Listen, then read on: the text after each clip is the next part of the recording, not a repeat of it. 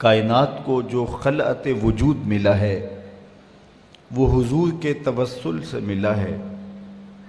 اگر وہ جلوہ گر نہ ہوتے، وہ تشریف فرما نہ ہوتے تو کائنات مارز وجود میں نہ آتی۔ محمد نہ ہوتے تو اے بندہ پرور خدا خود ہی ہوتا، خدائی نہ ہوتی۔ بزم کونین کی ساری رنگینیاں اور بزم عالم کی ساری بو قلمونیاں حضور کے ذکر سے ہیں، ان کے تذکرائے نور سے ہیں۔ اور اگر ان کا تذکرہ، ان کا ذکر اور ان کے تذکار کی مہک عالم میں نہ ہو تو سارا عالم پھیکا دکھائی دے۔ بلکہ میں تو یوں کہتا ہوں کہ ہمیں خدا تک جو رسائی نصیب ہوئی، خدا کی معرفت کا نور نصیب ہوا، وہ بھی حضور علیہ السلام کی تفعیل سے ہے۔ وگرنہ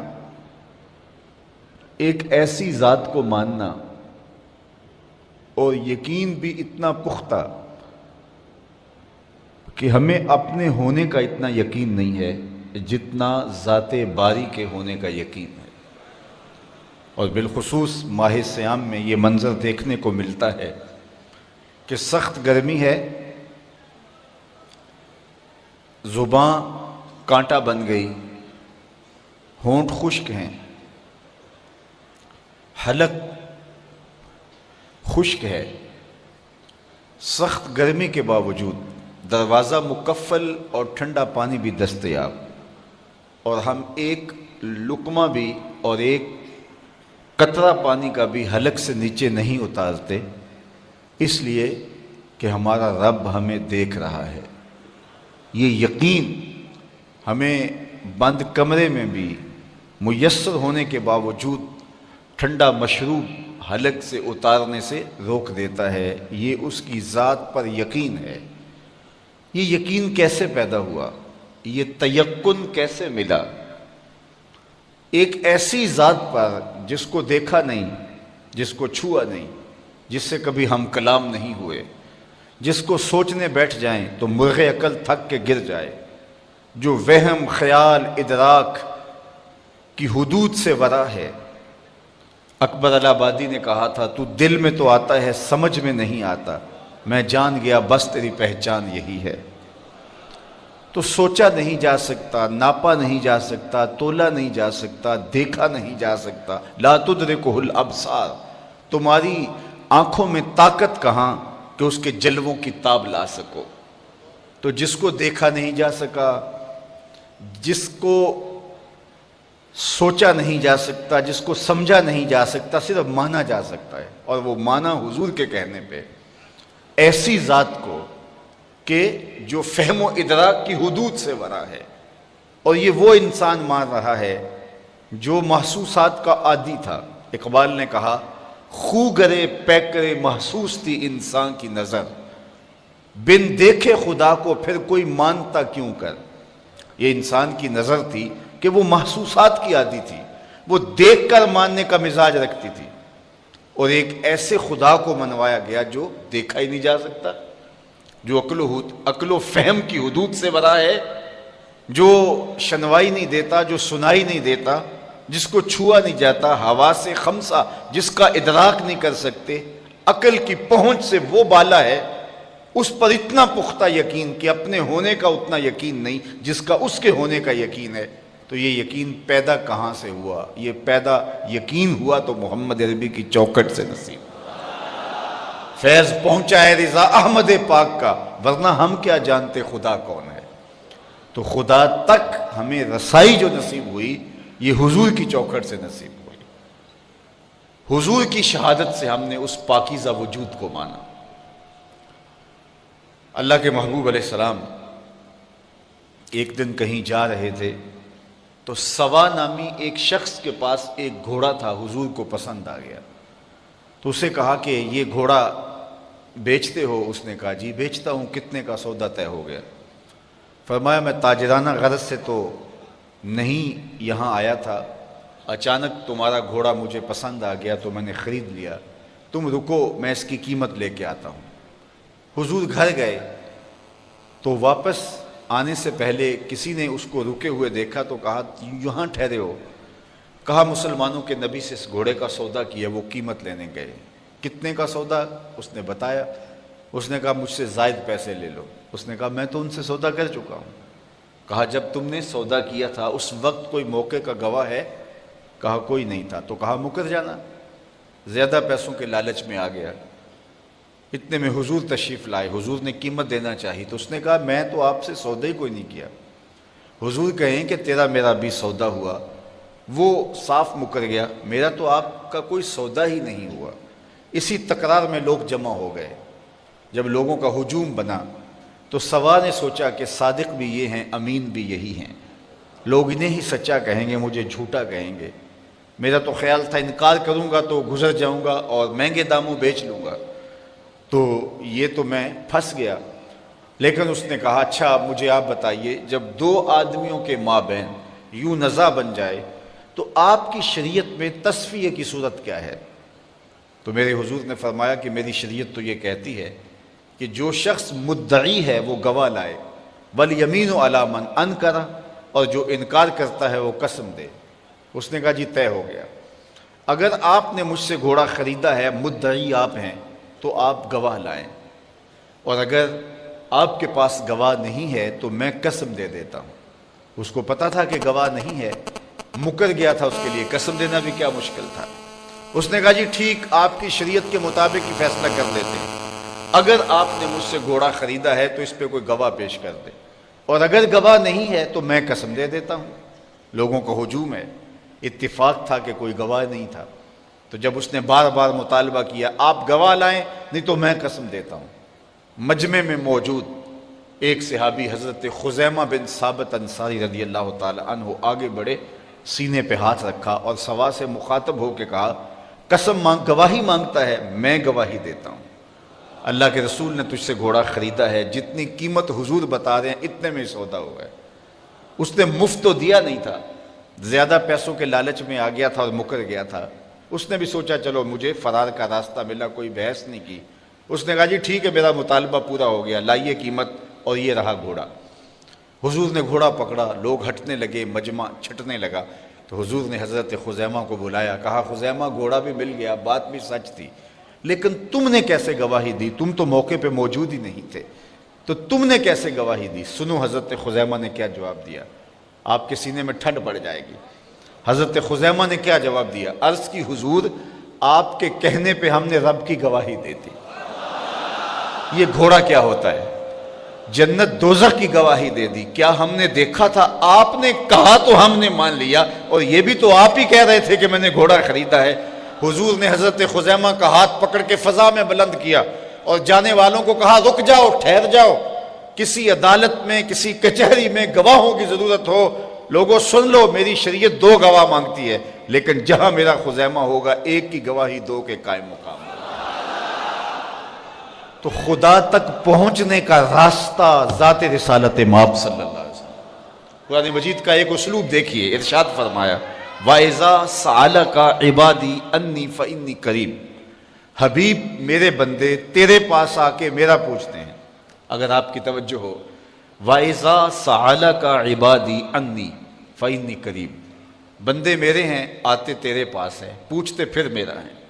حبیب میرے بندے تیرے پاس آ کے میرا پوچھتے ہیں، فَإِنِّي قَرِيب، فا تعقیبیہ کے بعد علماء تفسیر نے لکھا کل مقدر ہے، لفظوں میں مذکور نہیں ہے لیکن مانن موجود ہے، تو اس کا مفہوم یہ ہوگا حبیب میرے بندے مجھے ڈھونڈتے ڈھونڈتے جنگلوں کی اور صحراؤں کی خاک چھانتے چھانتے تیری دہلیز تک پہنچتے ہیں اور تیرے سے میرا پتہ پوچھتے ہیں، تو ان آنے والوں کو بتلا دیجئے، کہہ دیجئے، تسلی دے دیجئے، دور نہیں ہوں، مل جاؤں گا، اگر طلب سچی ہے تو ضرور ملوں گا۔ تو کہا کہ محبوب میرے بندے میرے پاس آ کے تیرا پوچھتے ہیں، اللہ اکبر، انہیں کہہ دیجئے میں دور نہیں، نیڑے ہوں، مل جاؤں گا، یہ ترجمہ کل کے مقدر ہونے کے ساتھ ہے، لیکن اہل تصوف نے کہا، صوفیہ کہتے ہیں کہ کل مقدر ماننے کی ضرورت ہی کیا ہے، بات ہی سیدھی ہے۔ آواز آئی محبوب میرے بندے تیرے پاس آ کے میرا پوچھتے ہیں، تو محبوب جب تیرے پاس آ کے میرا پوچھتے ہیں تو میں پھر بھی دور ہوں۔ جب میرے بندے مجھے ڈھونڈتے ڈھونڈتے تیرے تک آ گئے تو محبوب جو تیرے تک آ گئے وہ میرے تک آ گئے، تیرے تک پہنچنا ہی تو میرے تک پہنچنا ہے۔ اقبال بولا خضر بتلائے تو کیوں کر بتلائے، اگر ماہی پوچھے کہ دریا کہاں ہے۔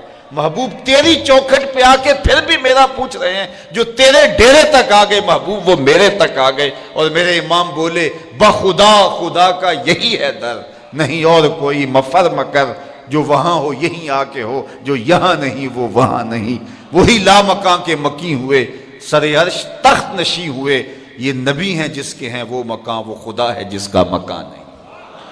تو خدا تک پہنچنے کا راستہ ہی یہی ہے۔ قرآن مجید میں ایک اور اسلوب دیکھیے، قل ان کنتم تحبون اللہ فاتبعونی یحببکم اللہ۔ اے حبیب آپ ان کو فرما دیجئے اگر تم اللہ سے محبت کرتے ہو، یہ تمہاری طلب ہے، تم اس کے پیار میں نکلے ہو، اس کی محبت میں نکلے ہو، تو پھر کیا کرو؟ ساری زندگی لگے رہو گے، خدا کی قربت تمہیں نصیب نہیں ہو سکتی۔ خدت کی گتھیاں سلجھا لو لیکن صاحب جنون نہیں بن سکتے جب تک یہ چوکھٹ تمہیں نصیب نہیں ہوتی۔ حکیم نیٹشے ساری زندگی عقل کے بل بوتے پہ خدا کو ڈھونڈتا رہا، زندگی گزر گئی لیکن خدا تک رسائی نہیں ہو سکی۔ اقبال نے بڑے دکھ سے کہا کاش بودے در زمانے احمدے تا رسیدے بر سرود سرمدے۔ وہ اپنی عقل کے بل بوتے پہ خدا تک پہنچنے کی کوشش میں ساری زندگی گزار دیتا ہے۔ بو علی اندر غبار ناکا گم، دست رومی پردائے محمل گرفت۔ ساری زندگی اس غبار میں تلاش کرتا رہا محبوب کو، جس سواری پہ محبوب کا کجاوا تھا اور محبوب گزر گیا، اور وہ اڑتی ہوئی گرد میں محبوب کو تلاش کرتا رہا، ساری زندگی محبوب کا سراغ نہیں ملا۔ تو کہا محبوب ساری زندگی یہ تجھے ڈھونڈتے رہیں، انہیں منزل نہیں ملے گی۔ اقبال کہتا ہے کہ حکیم نیٹشے عقل کے بل بوتے پہ خدا تک پہنچنے کی کوشش میں لگا رہا، کہتے ہیں کاش ایک بار وہ شیخ احمد مجدد الف ثانی کو مل لیتا اور حضرت اس کو بازو سے پکڑ کے حضور کی چوکھٹ تک لے آتے، پھر خدا تک رسائی نصیب ہو جاتی۔ اس لیے کہ خدا تک پہنچنے کا راستہ ہی یہی ہے، کوئی اور دوسرا راستہ نہیں۔ تو اس آیت کریمہ میں ارشاد فرمایا اے محبوب فرما دو اے لوگو تم اللہ کی قربت چاہتے ہو، اس کی محبت چاہتے ہو، فاتبعونی تو میری اتباع کرو۔ حضرت داتا گنج بخش علی حجویری علیہ رحمہ کشف المعجوب کے اندر تصوف کی دو اصطلاحات کا ذکر کیا ہے۔ ایک اصطلاح کا نام ہے فرق اور دوسری اصطلاح کا نام ہے جمع۔ جس طرح جمع تفریق ہوتی ہے تصوف میں بھی یہ ان معنوں کے اندر جو مفہوم حضرت داتا صاحب بیان کرتے ہیں وہ یہ ہے۔ فرق کیا ہے؟ جب بندہ اللہ کی طلب میں نکلتا ہے اور اپنی نفسانی خواہشات کو ترک کرتا ہے اور عازم سفر ہوتا ہے، اس کی یہ سلوک کی منزل، اس کی تگ و تاز، اس کی جد و جہد، اس کی محنت، اس کی کد و کاوش، اس کے رت جگے، اس کے آنسو، اس کی سسکیاں، امید وصل کے لیے اس کی بھاگ دوڑ، یہ فرق کہلاتی ہے۔ وہ قرب الہی کے لیے دن رات کوشاں ہوتا ہے، کبھی سجدوں میں راتیں گزارتا ہے، کبھی روزے میں دن بسر کرتا ہے، کبھی سسکیاں لیتا ہے، کبھی آنسو بہاتا ہے، کبھی کعبے کا طواف کرتا ہے، کبھی حرم کی زمین چومتا ہے، کبھی کوئی اذیت، کبھی اور تکلیف، کوئی اور عبادت کی مشقت سہتا ہے، کس لیے کہ مجھے اللہ کی قربت نصیب ہو جائے۔ کہا اس ساری منزل کا نام فرق ہے۔ لیکن فرق کے راستے پہ ساری زندگی پہ کوئی گامزن رہے تو اس کو منزل نصیب نہیں ہو سکتی، خدا کا قرب نہیں مل سکتا۔ قرب الہی تب ملے گا جب جمع کا ضابطہ جو ہے وہ روح پذیر ہوگا۔ اور جمع کیا ہے؟ جب اس کی کرم نوازی ہو اور وہ بندے کو اپنا قرب عطا کرے۔ بندے کی طلب، بندے کی تڑپ، اس کا التہاب، اس کا پیچ و تاب، اس کا اضطراب، اس کی سسکیاں، اس کی عبادتوں کا گداز، اس کا رونا دھونا اور اس کی تڑپ اور اس کی بے تابیاں اور اس کی بے چینیاں ساری زندگی بھی رہیں، لیکن خدا کے قرب کی کوئی انتہا ہی نہیں ہے. ساری زندگی سفر کرتا رہے لیکن منزل اسے نصیب نہیں ہو سکتی، اس لیے کہ اس کی قربت کی کوئی انتہا ہی نہیں ہے. تو وہ چلتا رہے گا چلتا رہے گا. وہ کیا کسی نے کہا تھا کہ نہ سفر بشرط معال ہے، نہ طلب بقید سوال ہے، فقط ایک سیری ذوق کو میں بھٹک رہا ہوں کہاں کہاں. میرے دل کی یہ خلوتیں کئی بار سج کے اجڑ گئیں، مجھے بارہا یہ گما ہوا تم آ رہے ہو کشاں کشاں. تو بندہ تڑپ، بے چینی اور اضطراب کا اظہار کرتا ہے لیکن منزل نصیب نہیں ہو سکتی. اس کو ایک سادہ مثال سے سمجھانا چاہوں گا. بہلول کا نام آپ نے سنا ہے، مشہور مجاذیب میں ہے، اور یہ وہ لوگ ہوتے ہیں کہ تجلیات کے وفور سے جن کا شیشہ عقل ٹوٹ جاتا ہے، اور دنیا انہیں پاگل کہتی ہے، دیوانہ کہتی ہے، لیکن سادی کہتے ہیں سادیا نزدیک رائے عاشقاں خلق مجنو نندو مجنو عاقل است.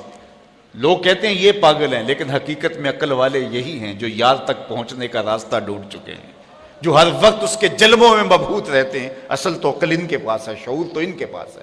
بہرحال بہلول دجلہ کے کنارے گھومتا اور عجیب و غریب اس کی بظاہر حرکات تھی. ہارون الرشید ایک دن اپنے محل کی چھت پہ ٹہل رہا تھا. اس نے دیکھا کہ نیچے بہلول گزر رہا ہے. اس کے دل میں خیال آیا تو اس نے خادمین سے کہا کہ جلدی بہلول کو میرے تک پہنچاؤ. تو جو مامور تھے خدمت پر، انہوں نے اوپر سے نیچے کمند پھینکی، نیچے والوں کو اشارہ دیا، انہوں نے بہلول کو پکڑ کے ڈولی میں رکھا، اوپر والوں نے کھینچ لیا. 2 لمحوں کے بعد بہلول بادشاہ کے سامنے تھا. بادشاہ نے بہلول سے پوچھا مجھے ایک بات تو بتاؤ، تم خدا تک کیسے پہنچے ہو؟ مجھے یہ بات بتاؤ تم خدا تک کیسے پہنچے ہو؟ تو بہلول نے 2 لفظی جواب دیا. کہا بادشاہ جیسے آپ تک پہنچا. جو اللہ کے بندے ہوتے ہیں ان کی لمبی تقریریں نہیں ہوتی، بات میں سادہ و آزادہ، معانی میں دقیق. اقبال نے جو مرد کلندر کی نشانیاں بیان کی ہیں ان میں سے ایک نشانی بات میں سادہ و آزادہ، معانی میں دقیق. تو کہا کہ جیسے آپ تک پہنچا. بات تو سادہ سی تھی، لیکن ہارون رشید کہنے لگا میں سمجھ نہیں پایا.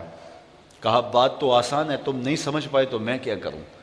کہا تشریح چاہتا ہوں. کہا سنو، میں خود آنا چاہتا تو درخواست لکھتا، پھر دیوان خانے میں جاتا، جمع کرواتا، کئی مہینوں کے بعد ایک پروسیس کے بعد آپ تک پہنچتی، پھر آپ کی مرضی ہوتی تو آپ اس درخواست کو قبول کرتے، نہ کرتے. قبول کرتے تو پھر اپنی مرضی کا وقت دیتے. وہ مہینوں سالوں کے بعد بھی ہو سکتا تھا. پھر اس وقت پہ میں پہنچتا، آپ کے کوئی ضروری مہمان آ جاتے، کسی اور سلطنت کے سفیر آ جاتے، تو میری ملاقات وہیں رہ جاتی. تو میں چاہتا تو کئی مہینے اور کئی سال لگ جاتے، ملاقات پھر بھی آپ کی مرضی پہ موقوف تھی. اور جب آپ نے چاہا تو 2 گھڑیاں بھی نہیں لگی، جب آپ نے چاہا تو 2 لمحے بھی نہیں لگے. مانا کہ سفر، محبت کی سفر میں ہر گام پہ 100 مشکل ہے، لیکن یہ سفر آسان بھی ہے اگر ساتھ تمہارا ہو جائے. تو کہا کہ بندہ چاہے تو ساری زندگی فرق کے راستے پہ گامزن رہے لیکن منزل نصیب نہیں ہوتی، لیکن جب وہ چاہے تو جمع کا قاعدہ جب سامنے آتا ہے تو پھر 2 لمحے بھی نہیں لگتے. اب وہ جمع کا قاعدہ کس طرح سامنے آتا ہے تو اس آیت کریمہ میں بتایا قل ان کنتم تحبون اللہ. اے محبوب فرما دیجئے لوگو اگر تم اللہ کی طلب میں نکلے ہو، اس سے محبت کرتے ہو، فاتبعونی، تم میری اتباع کرو. تو پھر کیا ہوگا؟ تم طلب کرنے نکلے تھے، تم تلاش کرنے نکلے تھے، یحببکم اللہ، وہ رب ہو کہ تم سے پیار کرنے لگ جائے گا. یعنی حضور اگر درمیان میں آ گئے تو تمہاری طلب، تمہاری جستجو بامراد ہو جائے گی. نکلے تم تھے محب بن کے، تم اس کی قربت کے لیے کوشاں ہوئے تھے، تمہاری آرزو یہ تھی کہ ہم اس کا قرب پالے. لیکن جب تم نے حضور کو محبت اور حضور کو پیار اور حضور کو الفت کے رنگ کے اندر مانا اور حضور کی اطاعت اور فرما برداری کو تم نے شعار زندگی بنا لیا، تم طلب کرنے نکلے تھے، اس کی رحمتیں تمہیں تلاش کریں گی، وہ تمہیں رحمتوں سے نوازے گا اگر تم حضور علیہ السلام کی اتباع اور حضور کی محبت کرو. اس لیے خدا تک پہنچنے کا ایک ہی راستہ ہے اور وہ حضور کے قدموں تک پہنچنا ہے. اقبال کے سارے کلام کا رس نچوڑیں تو خلاصہ یہ نکلتا ہے کی محمد سے، خلاصہ یہ نکلتا ہے بمصطفیٰ برساں خیش را کے دی ہماؤست، اگر بہو نہ رسیدی تمام بولا بیست. اقبال کہتے ہیں اپنے آپ کو کھینچ کے حضور کے قدموں تک لے جا، سارا دین اسی کا نام ہے، اور اگر تو حضور تک نہیں پہنچا تو کلمہ پڑھ کے بھی ابو لہب کا ابو لہب ہی رہا۔ اس لیے اگر میں اور آپ چاہتے ہیں کہ ہمیں خدا کی قربت نصیب ہو تو ہمیں حضور کی راہوں تک پہنچنا ہوگا، حضور کے طریقے کو اختیار کرنا ہوگا، ان کے طرز زندگی کو اختیار کرنا ہوگا۔ ہم دعوی محبت رکھتے ہیں اور ہم اپنے دعوی محبت میں سچے ہیں، لیکن ہم نے یہ دیکھنا ہے کہ ابھی ہماری محبت کہیں ناپختہ تو نہیں ہے، کیونکہ محبت محب کے لیے یہ بات لازم کر دیتی ہے کہ وہ محبوب کی اطاعت کو شعار زندگی بنا لے۔ محبوب نے جو حکم دیا ہو اس کو ماننا تو جان لڑا کر بھی ضروری ہوتا ہے۔ محب تو محبوب کی صرف منشا کو دیکھتا ہے کہ محبوب کی منشا کیا ہے۔ محبوب کا حکم وہ تو حکم ہوتا ہے، محبوب نے کہہ دیا تو پھر اپنی خواہش کیا رہ جاتی ہے؟ تیرے ہندیاں سندیاں محبوبہ میں کافر ہوا جے میں ہوا۔ جب محبوب نے کہہ دیا تو پھر تو کوئی بات ہی نہ رہی۔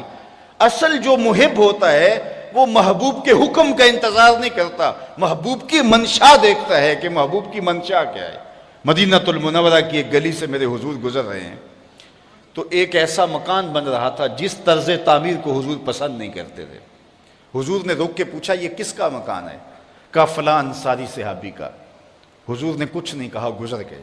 کسی نے اس انصاری کو جا بتایا حضور نے تیرا مکان دیکھا تھا، چہرے پہ آثار پسندیدگی ظاہر نہیں ہوئے۔ اس نے کہا اچھا، کہا ہاں۔ اس نے کدال لیا اور مکان کو زمین کے برابر کر دیا۔ 2-4 دن کے بعد حضور کا دوبارہ گزر ہوا، دیکھا کہ ملبے کا ڈھیر پڑا ہوا ہے۔ اسے بلایا، کہا میں گزرا تھا تیرا مکان تھا، آج ملبے کا ڈھیر ہے۔ کہا حضور میں نے گرا دیا ہے۔ فرمایا کیوں؟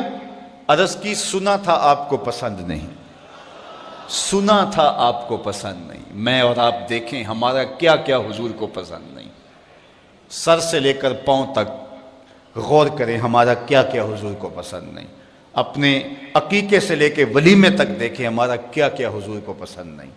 اپنی نجی زندگی سے لے کے سیاسی زندگی تک دیکھیں ہمارا کیا کیا حضور کو پسند نہیں۔ اپنے کاروبار سے لے کر کے انداز معاشرت تک دیکھیں ہمارا کیا کیا حضور کو پسند نہیں۔ محمد دی زیارت محمد دے رنگ وچ اگر ان کے ہوئے ہیں تو پھر ہم ان کے ہو گئے، پھر اپنی خواہش کہاں باقی رہی؟ ایک صحابی آئے اور انہوں نے حضور سے سلام کرنا چاہا لیکن حضور نے رخ پھیر لیا۔ وہ سمجھے شاید کسی وجہ سے التفات نہیں ہوا، تو حضور نے جدھر رخ پھیرا تو ادھر جا کے انہوں نے السلام علیکم کہا، لیکن حضور نے پھر رخ پھیر لیا۔ سمجھ گئے کوئی ناراضگی ہے۔ تو چونکہ ایک سفر سے آئے تھے تو انہوں نے دیگر صحابہ سے پوچھا کہ مجھے تو سمجھ نہیں آئی کہ حضور کی ناراضگی کا سبب کیا ہے، کیا تم مجھے بتا سکتے ہو کہ حضور ناراض کیوں ہیں؟ انہوں نے کہا ہاں، ہماری سمجھ میں جو بات آئی ہے وہ یہ ہے کہ تم نے یہ سونے کی انگوٹھی پہنی ہے اور حضور اس کو حرام قرار دے چکے۔ ان الذھب والفضۃ حرام لذکور امتی، سونا اور چاندی میری امت کے مردوں کے لیے حرام ہے۔ صرف چاندی کی ایک انگوٹھی اور وہ بھی 4.5 ماشے سے کم وزن کی ہو تو وہ مرد کے لیے جائز ہے، اس سے زائد یا اتنے ہی وزن کی 2 انگوٹھیاں مرد کے لیے جائز نہیں ہیں۔ سونا بالکل جائز نہیں ہے، رکھا ہی نہیں گیا جائز، یہ زینت عورت کے لیے ہے۔ تو نے یہ انگوٹھی پہنی اور حضور اس کو جہنم کی آگ کا انگارہ قرار دے چکے ہیں، گناہ بے لذت ہے تم کر رہے ہو، تو شاید حضور کی ناراضگی کا سبب بھی یہ ہو۔ وہ آگے بڑھا اور حضور علیہ السلام کی بارگاہ میں حاضر ہو کے انگوٹھی اتار کے حضور کو پیش کرتے ہوئے کہا حضور اس وجہ سے ناراض ہیں؟ تو آقا کریم نے یوں انگوٹھی پھینک دی۔ خیر ناراضگی کی وجہ ختم ہو گئی، مجلس میں بیٹھ گیا، گفتگو چلتی رہی۔ جب مجلس اختتام کو پہنچی، لوگ واپس پلٹے اور وہ بھی واپس جانے لگا تو کسی نے اشارہ دیا وہ سونے کی انگوٹھی تو اٹھا لو، تم تو نہیں پہن سکتے، تمہاری بیوی تو پہن سکتی ہے، قیمتی دھات ہے۔ تو اس صحابی نے کیا جواب دیا وہ سنیے۔ اس نے کہا واللہ لا آخذہ وقد طرحہ رسول اللہ صلی اللہ علیہ وآلہ وسلم، اللہ کی قسم میں اس کو کبھی بھی نہیں اٹھاؤں گا جس کو میرے حضور نے پھینک دیا ہے، جس کو میرے حضور نے پھینک دیا میں اس کو کبھی نہیں، سونا ہے، ہیرا ہے، چاندی ہے، پکھراج ہے، موتی ہے، کچھ بھی ہے، میں اسے ہاتھ بھی نہیں لگاؤں گا جس کو میرے حضور نے پھینک دیا ہے۔ صاحبو دیکھو کس کس چیز کو میرے حضور نے پھینکا ہے، اور ہم اگر اس چیز کو سینے سے لگاتے ہیں تو ہم عاشق رسول نہیں ہو سکتے، ہم خود فریبی میں مبتلا ہیں۔ اگر ہم عاشق ہیں، عاشق ہونا آسان نہیں ہے۔ ہمارے بزرگ جھوم کے شعر پڑھا کرتے تھے، عاشق عاشق ہر کوئی آکھے پر عاشق بندا مر کے، ایسے عاشق نہیں ہو جاتا۔ عاشق عاشق ہر کوئی آکھے پر عاشق بندا مر کے، زہر پیالہ کوئی نہیں پیندا پر عاشق پیندا پر کے۔ تو جب آپ عاشق ہیں تو پھر آپ کا عشق محبوب کی اطاعت کی چوکھٹ پہ آپ کو کیوں نہیں لے کر کے آتا؟ میں اور آپ اپنے آپ کو دیکھیں، اپنے طرز زندگی کو دیکھیں۔ میرے استاد فرمایا کرتے تھے یہ نہ ہو کہ لوگ تمہیں پوچھیں تم کون ہوتے ہو اور تمہیں بتانا پڑے جناب ہم مسلمان ہوتے ہیں، یہ دیکھو مذہب کے خانے میں اسلام لکھا ہے۔ آپ فرمایا کرتے تھے صاحب نہ کسی کو پوچھنا پڑے نہ تجھے بتانا پڑے، تیری وضاحت طرز زندگی انداز معاشرت ایسا ہونا چاہیے تم دور سے آ رہے ہو لوگ پہچان کے کہیں وہ دیکھو آقا کا غلام آ رہا ہے۔ نور آنکھوں میں تو چہروں پہ اجالے ہوں گے، مصطفیٰ والوں کے انداز نرالے ہوں گے، دنیا میں بھی ان کے دم سے مقدر چمکا، محشر میں بھی ان کی رحمت کے حوالے ہوں گے۔ تو اگر ان کے ہوئے ہیں تو پھر سر سے لے کر پاؤں تک انہی کے ہو جائیں۔ ہمارا طرز زندگی بتائے ہم نوکر حضور کے ہیں، ہمارا انداز معاشرت بتائے ہم نوکر حضور کے ہیں۔ ربیع الاول کا موسم آ رہا ہے، اپنے گھروں میں ضرور جھنڈیاں لگانا، لیکن صرف جھنڈیاں تمہارے گھروں میں نہ لگیں، دل کے ایک ایک پرت پہ نام محمد کی جھنڈی ضرور لگانا۔ صرف منڈیروں پہ چراغاں نہ کرنا، بلکہ تمہارے دل کی گلیوں میں حضور کے نام کا چراغاں ہونا چاہیے۔ میں نے دیکھا جلوس کے دن ربیع الاول کی 12 تاریخ سے پہلے لوگ اپنے گھروں کو اور اپنی گلیوں اور بازاروں کو صاف کر رہے ہوتے ہیں، کوڑا بھی اٹھا کے پھینک رہے ہوتے ہیں کہ جناب یہاں سے میلاد کا جلوس گزرنا ہے۔ بہت مبارک ہے اور بہت اچھا کام ہے کہ تم نے گلیوں کا گند صاف کر دیا اور کوڑا اٹھا کے پھینک دیا۔ صاحب ایک جھاڑو لے کے دل کی نگری میں بھی آؤ، بہت سارے کوڑے یہاں بھی پڑے ہوئے ہیں، بہت سارے ڈھیر نفرتوں کے، حسد کے، کینے کے، بغض کے یہاں بھی پڑے ہیں، اور آؤ کوئی جھاڑو لے کے ادھر بھی آؤ اور اس دل نگر کی بھی صفائی کرو اور اندر سے بھی اور باہر سے بھی حضور کا میلاد مناؤ۔ میرے شیخ فرماتے ہیں یاری لا تو پاک نبی سنگ، اے پر پوری یاری پھر درود قبول ہے تیرا لکھ نہ لو ایک باری۔ پھر تم ایک بار ہی پڑھو گے تو وہ لاکھ سے زیادہ وزنی ہوگا، جب تمہارا اندر بھی درود پڑھ رہا ہوگا تمہارا باہر بھی درود پڑھ رہا ہوگا۔ آئیے اس موسم رحمت میں اپنے آپ کو بدلنے کی کوشش کیجئے۔ حضور کی رحمتیں چھما چھم برستی ہیں، دلوں کے آنگن محبت رسول سے آباد ہوتے ہیں۔ محبت اپنے تمام تر آداب کی رعایت کے ساتھ ہمارے وجود سے ظاہر ہو، ہمارا طرز زندگی حضور کی محبت اور حضور کے پیار کا رنگ دکھائے، اور ہم دور سے دکھائی دے کہ ہم عاشق رسول ہوتے ہیں، ہم غلام رسول ہوتے ہیں۔ اور اگر ہم اپنی خواہش کی زندگی بسر کرتے ہیں اور دعویٰ عشق رسول کرتے ہیں تو پھر ہمیں بہت زیادہ سوچنا چاہیے۔ اقبال نے کہا تھا چوں بنا میں مصطفیٰ خانم درود، از خجالت آب می گردد وجود، عشق می گوید کہ محکوم غیر، سینہ تو از بتا مانند دیر، تا نداری از محمد رنگ و بو، از زبان خود میالہ نام او۔ کہا اگر ظاہر باطن میں ان کے رنگ میں اپنے آپ کو رنگ نہیں لیتا تو اپنی زبان سے ان کے نام کو میلہ نہ کرنا، ان کے ذکر کی مہک سے اپنے مشام ہستی کو معطر کرو، اپنی روحوں کو سیراب کرو، پھر تم جدھر سے گزرتے جاؤ گے وہ مہک پھیلتی چلی جائے گی، وہ خوشبو پھیلتی چلی جائے گی۔ حضور علیہ السلام کی سیرت اور حضور کے کردار کی جھلک جب ہمارے وجود میں اترتی ہے تو ہماری زبان بولے نہ بولے ہمارا وجود ہی تبلیغ کا منبع بن جاتا ہے۔ میرے شیخ حضرت شاہ نقشبند بخاری علیہ رحمہ فرماتے ہیں، کتنی پتہ کی بات کی، فرماتے جس شخص کی خاموشی تبلیغ نہیں کرتی، خاموشی اثر انداز نہیں ہوتی، اس کی گفتگو بھی اثر انداز نہیں ہوتی۔ تو میں اور آپ اپنی خاموشی کو مؤثر بنائیں، اپنے کردار کو مؤثر بنائیں۔ گفتار تو بہت لوگ خوبصورت کر دیتے ہیں، گفتار تو جو ہے وہ بہت اچھی کی جا سکتی ہے، لیکن اصل چمک جو ہے وہ انسان کے کردار کی ہے۔ کردار چمکدار ہو، گفتگو مرتب نہ بھی ہو، پھر بلال کا اشہد بھی اشہد مان لیا جاتا ہے، پھر بلال کا اشہد ہی وہ قیامتیں ڈھاتا ہے، وہ دلوں پہ بجلیاں گراتا ہے جو لوگوں کا اشہد بھی نہیں گراتا، اس لیے کہ پیچھے کردار کی چمک موجود ہے۔ اور میرے اور آپ کے آقا و مولا نے اپنی زندگی کے اندر تقریریں اتنی نہیں کی ہیں جتنا حضور نے کردار پیش کیا ہے۔ 40 سال حضور نے لوگوں کے سامنے کردار پیش کیا ہے، اور 40 سال کے بعد جبل فاراں پہ کہا اگر میں کہوں پہاڑ کی دوسری جانب سے ایک لشکر آ رہا ہے جو تمہیں کچل دے گا تو کیا میری بات مان لو گے؟ تو انہوں نے کیا کہا؟ اگر نظر نہ بھی آیا تو کہیں گے ہم اندھے ہیں آپ سچے ہو۔ آپ کی صداقت پہ اتنا یقین ہے۔ اللہ اکبر۔ فرمایا اگر میری صداقت پہ اتنا یقین ہے تو پھر مان لو اللہ ایک ہے، میں تم سے جھوٹ نہیں بولتا، اللہ ایک ہے۔ وقتی طور پہ انکار ہوا لیکن سارے سوچنے پہ مجبور ہو گئے، جس نے کل جھوٹ نہیں بولا تھا اس نے آج بھی جھوٹ نہیں بولا۔ تو کردار اتنا روشن ہو کہ تمہارے کردار کی قسم کھائی جائے، تمہارے کردار پر لوگ بات کریں کہ کردار کے حوالے سے جو ہے وہ یہاں کوئی بات نہیں ہے، تو پھر آپ کی بات مؤثر ہوگی، آپ کے لہجے میں تاثیر کا رنگ ہوگا۔ لیکن اگر ہم باتیں خوبصورت کریں لیکن کردار اس کی گواہی نہ دے رہا ہو تو پھر گفتار بھی ہواؤں میں اڑ جاتی ہے، لفظ بھی تحلیل ہو جاتے ہیں، وہ کانوں کو لذت تو دیتے ہوں گے لیکن روح میں کھبنے کا فن نہیں جانتے۔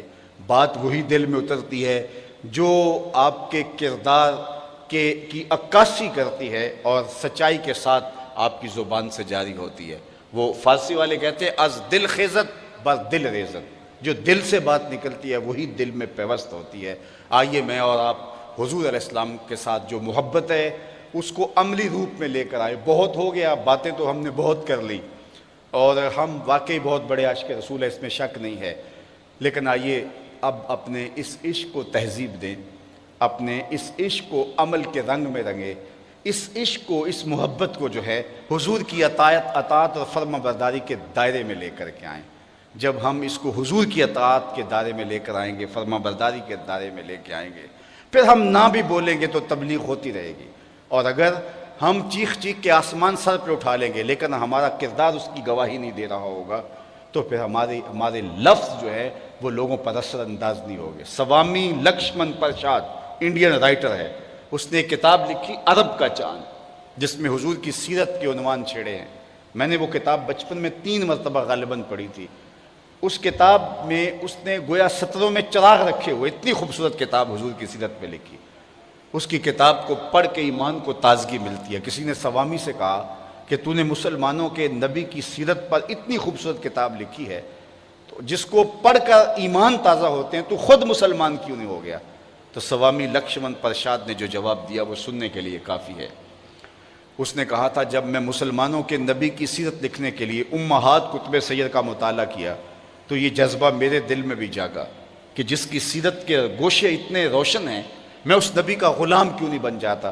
لیکن جب دور موجود کے مسلمانوں کو دیکھتا ہوں تو میں کہتا ہوں میں ہندو ہی ٹھیک ہوں۔ ہمارا کردار لوگوں کے ایمان کے راستے میں رکاوٹ ہے، اور ہمارے بزرگوں کا کردار لوگوں کے ایمان لانے کا سبب و ذریعہ بنتا تھا۔ امام محمد بن حسن الشیبانی کا جنازہ اٹھتا ہے اور لوگ ذوق و شوق سے کندھا دیتے ہیں، تو کچھ عیسائی اور یہودی وہ بھی سوچتے ہیں مسلمانوں کا امام ہے، چلو جنازے کی چارپائی کو ہم بھی کندھا دے کے آخری رسومات میں شامل ہو جاتے ہیں، اور جو بھی آگے بڑھتا ہے اور اس کا کندھا امام کے جنازے کی چارپائی کو چھوتا ہے، لبوں پہ کلمہ جاری ہو جاتا ہے۔ ہمارے بزرگوں کی لاشیں بھی کلمہ دیتی تھی، اور ہماری زندہ لاشیں لوگوں کے ایمان کے اندر رکاوٹ بنی ہوئی۔ امام محمد بن حسن الشیبانی جب آپ آئے بصرے امام اعظم علیہ رحمہ سے تکمیل علوم کرنے کے بعد، تو ایک عیسائی یا یہودی مناظر منتظر تھا کہ مسلمانوں کا امام آ تو لے، ایسے سوال کروں گا کہ وہ جواب نہیں دے پائے گا۔ منتظر کھڑے تھے مسلمان بھی، یہودی بھی، عیسائی بھی۔ جو ہی امام محمد آئے، چمکتا ہوا چہرہ، روشن پیشانی، سر پہ سنت کا امامہ اور جسم پہ سنت کا جامہ، گھوڑے پہ سوار جب تشریف لائے، اور اس نے جو ہی امام محمد کے چہرے کو دیکھا تو جو مناظرہ کرنے آیا تھا اس نے کلمہ پڑھنا شروع کر دیا۔ سودا لینے کے لیے بازار گئے، ہاتھ اس کے بکے جس کے خریدار گئے، تو اس کے لبوں پہ کلمہ جاری ہو گیا۔ تو لوگوں نے کہا کہ تم تو مناظرہ کرنے آئے تھے، تم نے اس کو دیکھتے ہی کلمہ کیسے پڑھنا شروع کر دیا؟ تو سنو اس نے جو جواب دیا اس مناظر نے، وہ سننے کے قابل ہے۔ اس نے کہا جب میں نے امام محمد کے چمکتے ہوئے چہرے کو دیکھا اور روشن پیشانی کو دیکھا تو میرے دل نے بے ساختہ کہا جب مسلمانوں کا چھوٹا محمد اتنی شان والا ہے، بڑے محمد کی شان کیا ہوگی؟ یہ شان ہے خدمت گاروں کی، سرکار کا عالم کیا ہوگا؟ تو اگر ہمارا کردار اچھا ہو تو ہمارے کردار سے لوگ کتنے متاثر ہوں کہ جب ایک امتی کا یہ کردار ہے تو نبی کے کردار کا عالم کیا ہوگا. لیکن آج ہمارا کردار لوگوں کو دین سے دور ہٹاتا ہے. اس لیے صاحب میری گفتگو کا زیادہ زور ادھر ہی رہتا ہے کہ ہمیں اپنے کردار پر توجہ دینی چاہیے اور اپنے اندر اترنا چاہیے. ہم نے نعرے بھی بہت لگا لیے اور ہم نے تقریریں بھی بہت کر لی, ہم نے محافل اور مجالس بھی بڑے بڑے پیمانے پہ منعقد کر لی. اب ہم آئیں تھوڑا سا سفر کردار کی طرف کریں, تھوڑا سا سفر اطاعت رسول کی طرف کریں. ہمارا طرز زندگی بتائے کہ ہم حضور کے نوکر ہیں اور دور سے پہچانے جائیں کہ ہم حضور کے غلام ہیں. اللہ ہم سب کو غلامی رسول کی بہاریں عطا کر دے اور ہم جئیں تو حضور کے لیے, ہم مریں تو حضور کے لیے, اور زندگی کی آخری سانس تک حضور کے وفادار رہیں.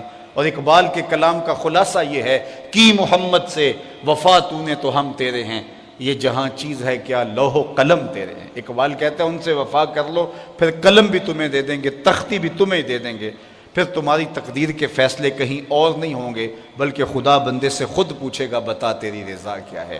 لیکن یہ شرط یہ ہے کہ وفا کا رشتہ حضور سے مستحکم ہو. ادارۃ المصطفیٰ فیصل آباد کو میں مبارکباد پیش کرتا ہوں کہ انہوں نے جس شوق سے اس اجتماع کا انعقاد کیا اور آپ لوگ جس محبت سے آئے. مجھے پتہ ہے کہ آپ کی طبع ابھی اور گفتگو سننے کو چاہ رہی ہے, لیکن میں آپ سے لیٹ آیا ہوں اور باہر کا منظر میری نگاہوں میں سے اور میرے خیال سے ہٹ نہیں رہا, اور لوگ تکلیف میں ہوں گے اور کبھی تقریر نہ کرنا بھی تقریر ہوتی ہے. تو میں انہی کلمات پر اپنی گفتگو کو چھوڑتا ہوں. وآخر دعوانا ان الحمدللہ. مالک دے در راکھی کر دے تے صابر بھکھے ننگے, مالک دے در راکھی کر دے صابر بھکھے ننگے تے جیون